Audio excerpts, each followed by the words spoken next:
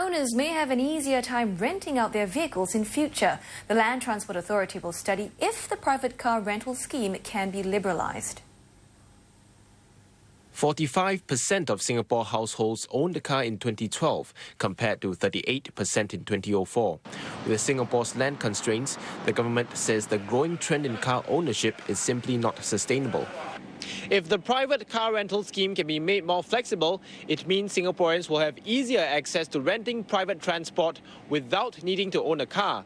The aim is to increase the convenience of door-to-door options to get around for family outings or ferrying elderly parents, for example. While this is one way to manage the private transport situation, the government says the Certificate of Entitlement or COE system of allocating vehicle ownership will stay.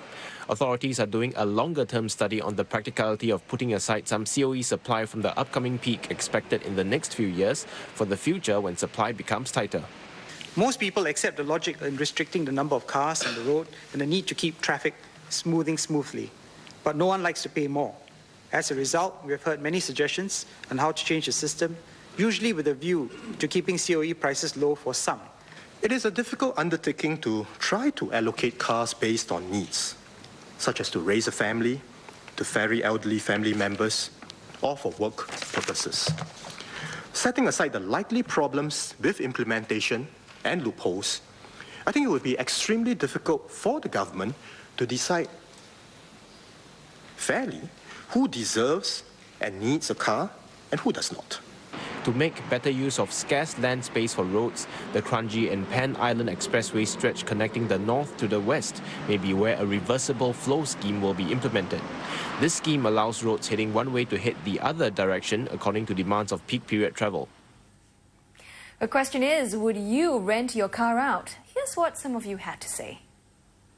If we can rent out, it's much more better because having a car costs so much, you see.